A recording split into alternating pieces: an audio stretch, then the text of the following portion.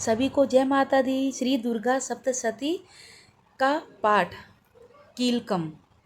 आज मैं आप लोग को दुर्गा सप्तशती पाठ का कीलकम सुनाने जा रही हूँ। प्लीज़ आप लोग ध्यान से सुनिए। अथ कीलकम।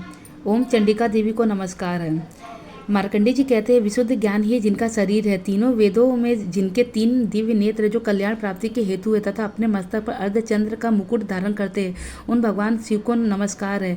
मंत्रों को जो अभी कीलक है अर्थात मंत्रों की सिद्धि में विघ्न उपस्थित करने वाले साप रूपी कीलक का जो निवारण करने वाला है, उस सप्तशती स्रोत को संपूर्ण रूप से जानना चाहिए और जानकर उसकी उपासना करनी चाहिए। यद्यपि सप्तशती के अतिरिक्त अन्य मंत्रों के जप से जो भी नियंत्रण लगा रहता है वह भी कल्याण का भागी होता है। उसके भी उच्चाटन आदि कर्म सिद्ध होते हैं तथा उसे भी समस्त दुर्लभ वस्तुओं की प्राप्ति होती है। तथापि जो अन्य मंत्रों का जप न करके केवल इस सप्तशती नामक स्रोत से ही देवी की स्तुति करते हैं, उन्हें इस स्तुति मात्र से ही सच्चिदानंद स्वरूपिणी देवी सिद्ध हो जाती है।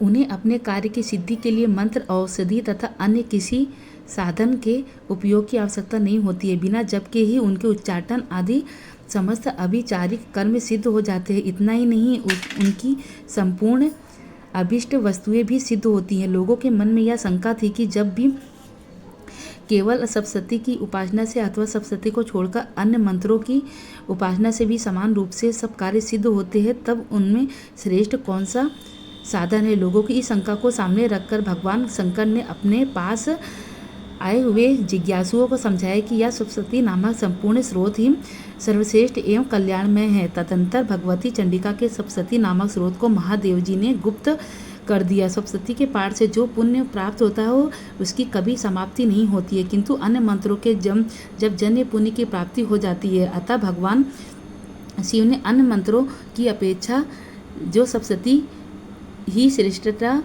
निर्णय किया है, उसे यथार्थ ही जानना चाहिए। अन्य मंत्रों का जप करने वाला पुरुष भी यदि सप्तशती के स्त्रोत और जप का अनुष्ठान कर ले, वह भी पूर्ण रूप से ही कल्याणमय का भागी होता है।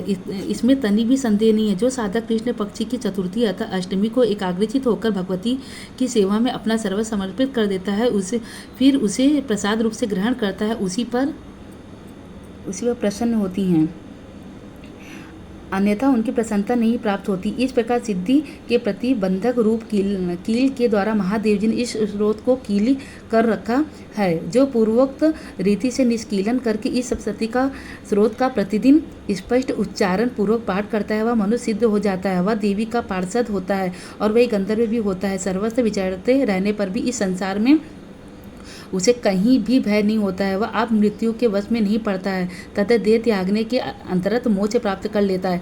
अतः कीलन को जानकर उसका परिहार करके सप्तशती का पाठ प्रारंभ करे। जो ऐसा नहीं करता उसका नाश हो जाता है। इसलिए कीलक और निष्कीलन का ज्ञान प्राप्त करने पर ही यह स्रोत निर्दोष होता है और विद्वान पुरुष इस निर्दोष स्रोत का पाठ आरंभ करते हैं। स्त्रियों में जो कुछ भी सौभाग्य आदि दृष्टिगोचर होता है, वह सब देवी के प्रसाद का ही फल है। अतः इस कल्याण में स्रोत का सदा जप करना चाहिए। इस स्रोत को मंद स्वर से पाठ करने पर स्वल्प फल की प्राप्ति होती है और उच्च स्वर से पाठ करने पर पूर्ण फल की प्राप्ति होती है। अतः उच्च स्वर से भी इसका पाठ आरंभ करना चाहिए। जिनके प्रसाद ऐश्वर्य, सौभाग्य, आरोग्य, संपत्ति, शत्रुनाश तथा परम मोक्ष की भी सिद्धि होती है, उन कल्याण में जगदम्बा की स्तुति मनुष्य क्यों नहीं करते।